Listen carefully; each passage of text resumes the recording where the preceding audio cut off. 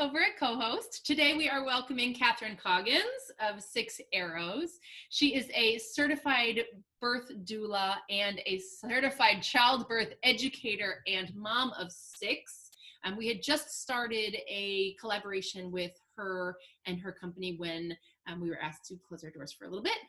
So unfortunately, none of her classes were able to be taught here on childbirth, but she has taken this whole homeschooling thing and run with it. She is homeschooling her own kids. She is helping other families do it from home in a series of web videos that she has done about homeschooling. She is teaching all of her childbirth classes and cloth diapering classes on her website.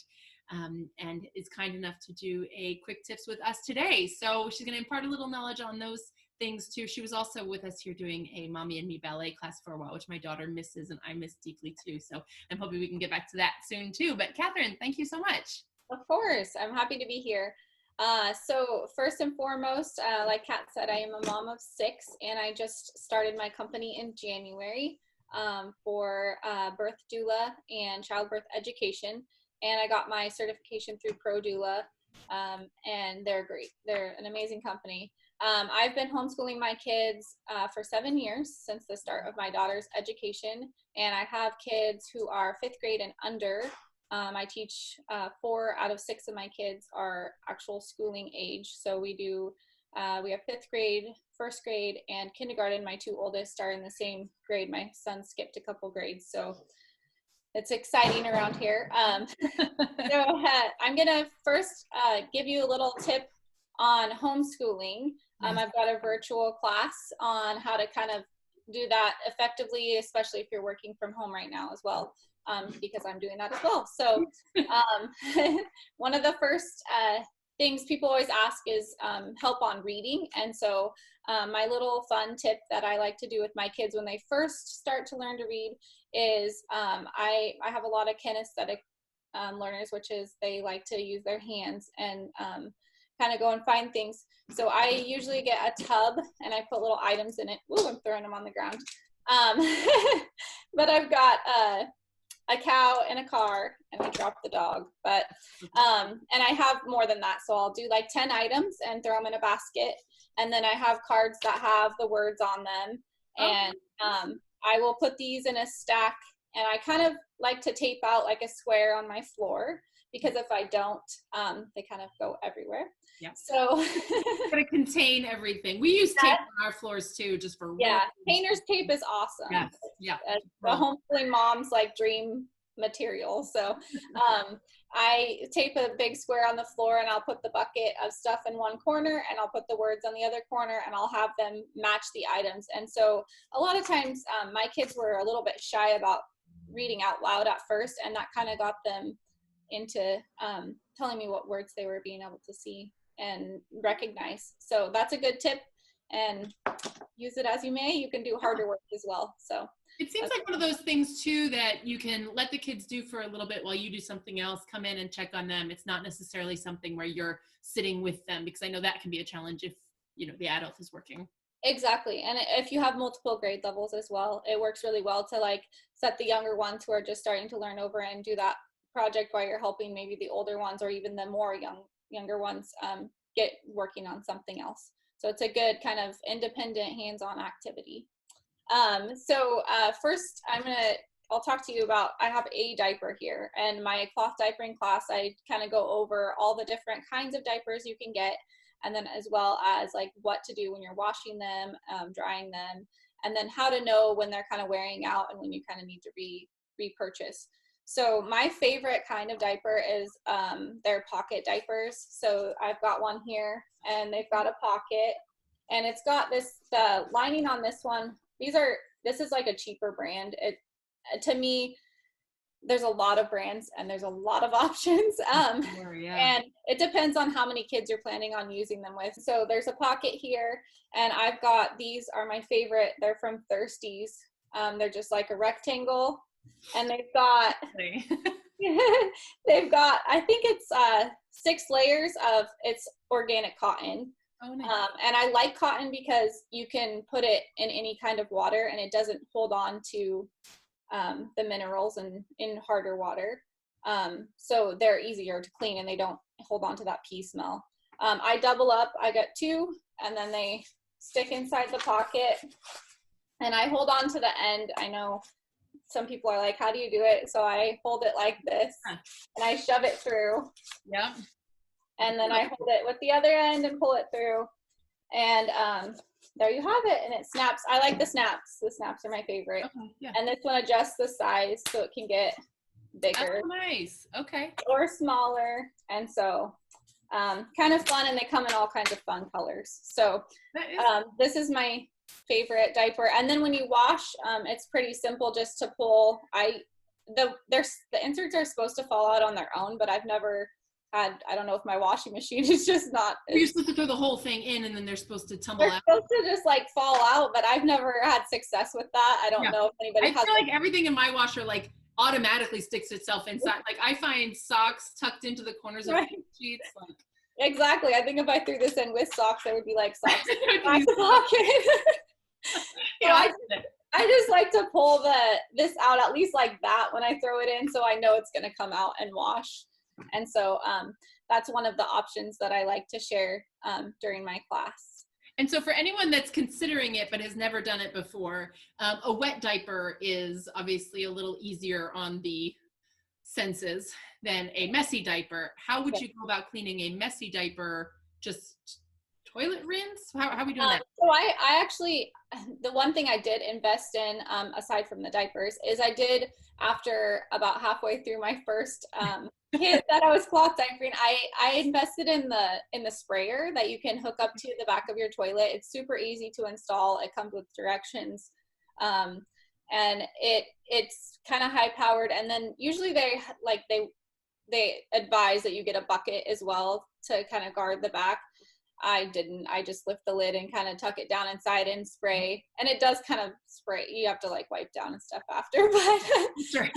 I'm all about saving money. So well, and when you've got kids, you're always wiping something down. So. Yes. And then now we've got so many bleach wipes anyway that exactly being bleached all the time. Exactly. So I just hose off in the toilet, and then I have actually a actual bucket. There's a lot of different options for what you can store your dirty diapers until you wash, but I use just an actual like a 2-gallon bucket that I have sitting next to the toilet, and I toss it in there. That way I'm not like dribbling water everywhere. Nice. So I think in the timeline of kids, we're going backwards. So we had some kids that were reading and writing, and then now we're down to cloth diapers, and then now we're going to go down to childbirth. So what are you offering as far as childbirth education? So I have a couple different options for classes. Because of having to switch all virtually, it's a long time to sit in front of a screen for a couple of hours, which I have a class that is normally 9 hours long, and it goes over a period of days. But instead of that, I've reduced it down to offer people to just come and join me for an hour to an hour and a half, depending on the class, via Zoom. And so you can ask questions, and we're live. And I have a class that's labor, and it's called The Process and the Pain. So I go through like from the very start of your labor to the end, and what you can expect, and what your body is doing during that time. And then I have one that is a comfort class. So it talks about some comfort measures you can use and support. And then we also write up a birth plan that you can actually utilize in a home birth or hospital setting. And I'm able to give you that through email, the little page that you can print out and fill out on your own. And then I also am doing a grandparents class. I love that. And that one is not just how to be a grandparent. It's actually for grandparents who are going to be helping in the process of either you're the support person during labor, or you're going to be there right after the baby's born to help out. And I know with the pandemic going on, that's like a whole new realm of things, but it's always nice to kind of be up to date so that you know what your childbearing child is going to go through during this season of life and this era, because things are a lot different than even when I started having kids 10 years ago, 11 years ago. Yeah. So, and then I also have one class that's an hour long, and it's what to expect with a C-section. So there's a lot of people that already have a scheduled C-section, and or are wanting to know what would happen if they had to go in for a C-section. And I just specifically talk about that. So those are the 4 classes I'm offering on childbirth ed right now. And one of the things I wanted to share was a comfort measure. And my favorite one to share, and I talk about this in all of my classes, even the C-section class, because it's a good one for anxiety and keeping you calm. And if you're a mom going crazy right now with the pandemic, you can use I'm not it pregnant, but whatever measure you have, I'll take it.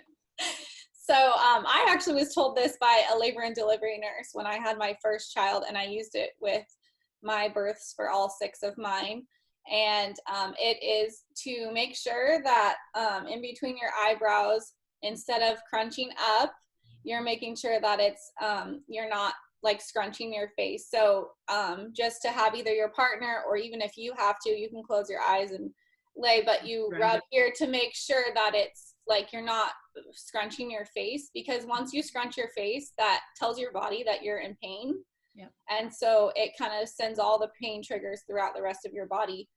And that helps when you're going through contractions to just ease your body, ease your mind, and be able to breathe through it instead of having a panic attack or really just, have that anxiety of the pain itself. And so it's a really good tool for every day, but labor for sure. Well, awesome. So we will post your website underneath so that we know how to reach you there. And then you are doulaing from afar, I understand. I am, yes. So I am offering a virtual doula package, and most doulas right now are, the company that I got certified through, they have asked all of their doulas to do this for this sake of pregnancy and health. Mm-hmm. So they're asking that we please just do virtual doula assistance, and I don't do postpartum doula assistance, but they're asking for them to do that as well. So if you come across a postpartum doula, they're kind of doing the same thing. So we're all kind of in the same realm right now. And we are assisting home or hospital. I am anyways, home or hospital births, regardless. And it is via virtual. So how that looks is we meet just like this, and we talk through Zoom or through FaceTime or whatever chat you want to talk to for a free consultation. So I talk like this. You would sign a contract with me via email, and then I take payment through my website. And then after that, you are welcome to email me, text me, or talk on the phone up until labor. And then when labor starts, that's when the video will come in, and you're welcome to video chat me, Zoom me, or whatever throughout your labor. And I'm kind of there by your side, technically not standing there, but I'm able to help your partner, whoever your support person is, to give you some comfort measures and just be there as a support person. And I'm offering $100 off of that. Oh, wow, great package, for this during this pandemic. And then also I am offering, if you sign a contract for me through the month of April and May, you get a free childbirth class as well. And those are anywhere from $35 to $45 right now for the hour class. So kind of a little bonus. Yeah. So you'll be there for the birth, but also try to help prep a little bit ahead of time. That's awesome. Yeah, exactly. And people don't realize that you can hire a doula all the way up until like the end. If you're due next week, you can still hire a doula. It's not too late. So. Never too late. Yeah. What a crazy, crazy time that we're living in. It really is. Well, Catherine, thank you so much. I really appreciate this. This knowledge of 6 arrows goes from before the baby is born all the way until their school age years. We will link to your website so that people can learn more, and appreciate it. Thank you so much. Of course. Thank you for having me. Thanks. Bye.